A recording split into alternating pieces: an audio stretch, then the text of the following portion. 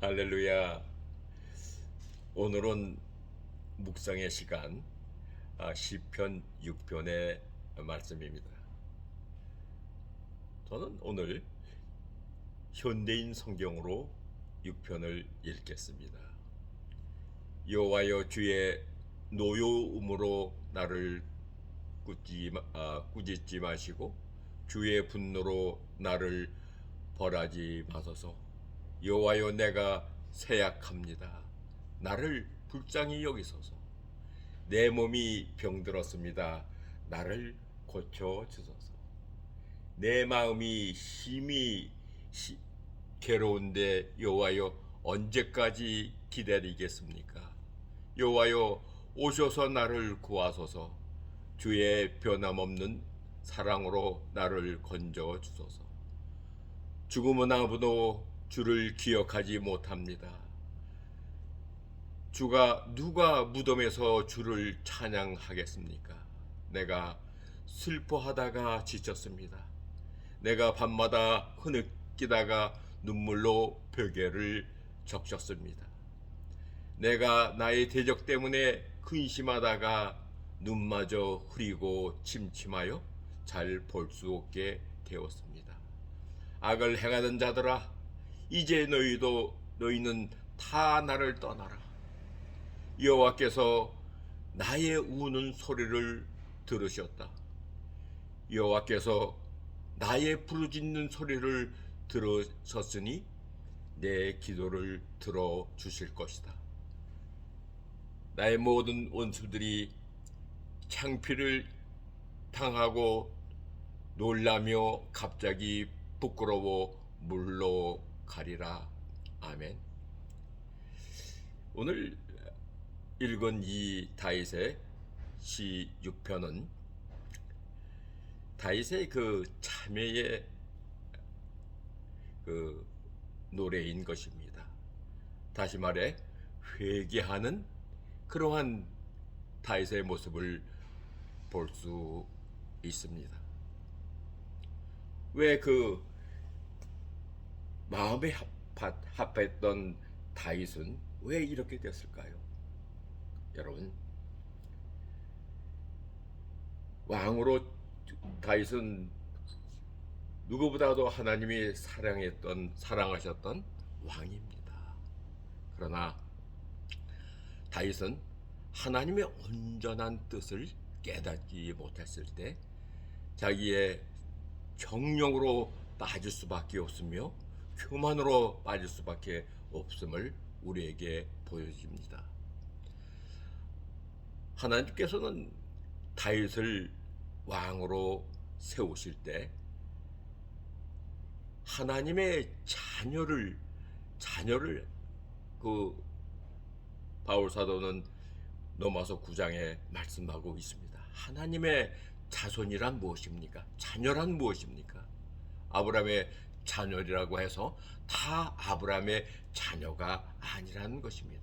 하나님께서 이삭에게서만 자라야 내 자손이라고 말씀하고 있습니다. 다시 말해 자연적인 출생에 의해 태어난 아브라함의 자손이 하나님의 자녀가 될 수 없음을 말씀하고 있습니다.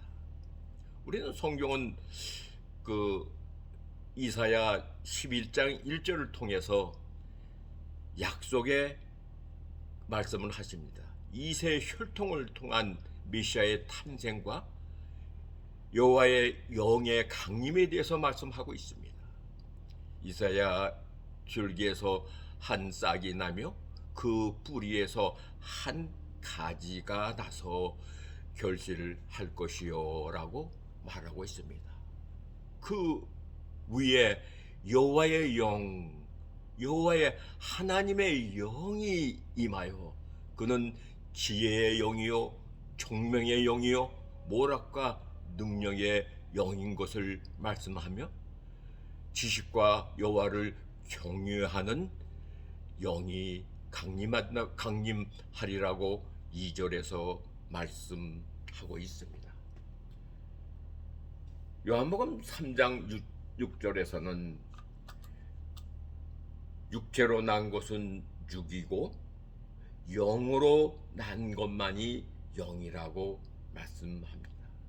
하나님은 영이시기 때문에 영으로 난 자만이 하나님과 교통할 수 있으며 하나님과 하나 되는 놀라운 은혜를 받을 수가 있는 것입니다. 오늘 그 성경의 배경은 사무엘하 12장 16절로 23절의 말씀을 배경으로 하고 있습니다. 우리아의 처가 다윗에게 낳은 아이를 여호와께서 치심에 심히 앓는지라. 그는 낳자마자 그 심히 아픈 그야말로 정상적인 자녀가 아님을 말씀하고 있는 것입니다. 다윗이 그 아이를 위하여 하나님께 간구하되 살려달라는 그러한 간구의 기도죠. 금식하고 안에 들어가 밤새도록 땅에 엎드렸더니 사무엘하 12장은 이렇게 말씀하고 있습니다.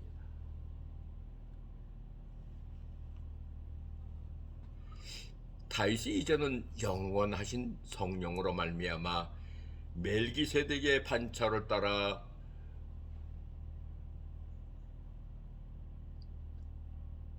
왕이 되었는데 바세바 다윗의 간음 관계로 낳은 이 아이는 우리아의 처 우리아의 처의 신분인 때에 잉태한 악의 열매인 것입니다. 바세바의 첫째 자녀는 육신의 자녀이므로 그를 하나님은 죽이시고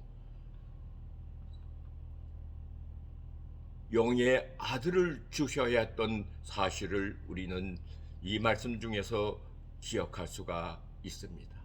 하나님의 마음에 합한 후사를 주시겠다는 언약을 시험하셔야 함으로써 하나님은 육신의 자녀를 기뻐하는 다윗과 바세바에게 그 아이를 빼앗아 가심으로 그분의 공의를 세우시기 위하여 오늘 우리가 오늘 말씀의 배경을 갖고 있는 사무엘하 12장 말씀의 토대로 하나님은 그 바세바의 낳은 자식을 데려가시며 다시금 약속의 자녀를 허락하시는 모습을 우리는 볼 수가 있습니다. 다윗은 가나안 족속 헷 사람의 우리아 아내였던 바세바를 취하기 위하여 모진 그 술수와 그 악을 행함으로 그 우리아를 전쟁터에 나가 죽이는 사건을 우리는 보게 됩니다. 그리고 백성들은 그에 대한 모든 존경심과 아기가 따가운 눈총을 그 왕에게 보냈을 것입니다. 그리고 나서 그 죄의 결과인 자기 자식에게서부터까지 반역을 당하는 그러한 수모를 겪습니다. 정성의 자리까지 올라가기 위해서 많은 노력과 수고를 했으며 인고의 세월을 보내야 했던 다윗. 정성의 자리를 지키는 것은 더욱 어렵습니다. 인간의 그 생각으로는 그것이 불가능하다는 것입니다. 믿음에 합한 다윗, 하나님께 간절히 구하는 그러한 정치를 했다면은 모든 하나님이 기뻐하시며 그와 동행하는 역사가 일어났을 것입니다. 사무엘하 12장 이하는 다윗의 영혼이 지쳤고 죽음의 문턱까지 내려간 그 상황을 말씀하고 있습니다. 시편 6편을 음역으로 한번 읽겠습니다. 주님의 문턱에서, 죽음의 문턱에서 그는 다만 그가 바라보는 하나님의 은혜만을 구할 수밖에 없었습니다. 그는 뼈가 떨리고 영혼이 떨리는 가운데 호소합니다. 이대로 나를 버리시면 나는 죽을 것인데 사망 가운데 떨어진다면 주님의 은혜와 사랑을 기억하며 감사할 수가 없을 것이니 진노를 거두어 달라고 눈물로 호소합니다. 그렇습니다. 인생에서 가장 큰 하나님의 노여움은 주님의 은혜와 그분의 사랑이 나를 버리고 떠나서 돌아주지 않는 것이니, 연약한 육신을 입고 생전 세상에 살아가는 동안은 주님의 은혜와 사랑에서 내가 끊어지고 회복되지 못한 곳은 곧 영원한 사망인 것을 고백합니다. 내가 생전 세상에서 숨을 쉬는 것이나 수족을 놀리거나 눈을 깜빡이는 것까지도 오직 주님의 은혜와 사랑이심이 머무는 것을 알려주는 것이요, 주님의 은혜와 사랑이 없는 삶은 이미 심판 아래 있다는 것을 다윗은 고백하는 것입니다. 주님이 나를 불쌍히 여기소서, 다시 돌아와 주셔서 죄의 강력한 결박과 올무를 풀어주시고 영의 자유와 해방을 누리게 해달라고 간구하는 다윗의 모습을 우리는 볼 수가 있습니다. 이 생에서 하나님께 용서를 받지 못하고 이대로 죽는다면 죽음을 넘어서까지도 하나님의 은혜와 사랑이 없는 둘째 사망의 해를 영원히 당해야 할 것이니, 다윗은 살아생전에 하나님의 은혜와 사랑이 회복되기를 간구하는 기도를 올리는 것입니다. 그러나 하나님은 그를 불쌍히 여기시고 징벌하시는 가운데서도 죄인이 돌이키며 올리는 호소를 들어주시는 자비로우신 하나님을 오늘의 말씀 속에 우리는 느낄 수가 있습니다. 다윗과 밧세바의 음낭송을 하시는 하나님, 다윗과 밧세바는 죄의 유혹에 이기지 못하고 넘어졌으나 다윗은 일국의 왕의 신분으로서 더욱 조심해야 했지만 결국은 넘어졌으며 공경에 처해진 상태에서 시편 6편을 통해 기도하는 모습을 우리는 보게 되며, 하나님은 다윗의 그 기도를 들으시고 용서해 주시고 일으켜 세워주시는 모습을 우리는 보게 됩니다. 사랑하는 성도 여러분, 하나님께서는 그 당신의 계획 아래 자녀들까지도 모든 당신의 자녀를 주시기를 원합니다. 우리가 항상 몸과 마음을 깨끗이 하고 하나님의 영광을 바라보는 삶을 살았을 때 항상 하나님은 우리를 통해서 당신을 나타내시며 또한 우리의 삶을 보장해 주시는 신실하신 하나님이신 것을 우리는 알아야 합니다.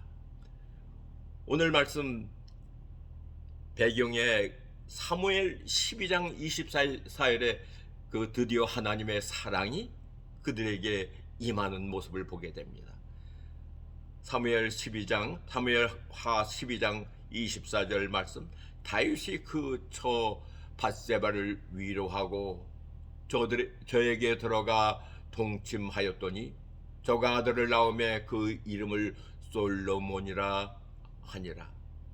여호와께서는 그를 사랑하사 약속의 자녀를 허락하시는 모습을 보게 됩니다. 여러분, 오늘 시편 6편을 통해서 하나님의 그 사랑과 다윗의 그 참회와 회개의 기도 후에 하나님의 사랑이 임하는 모습을 오늘 우리는 말씀을 통해서 깨달았습니다. 이러한 삶이 저와 여러분의 삶이 되시기를 예수 그리스도의 이름으로 감사드립니다. 아멘.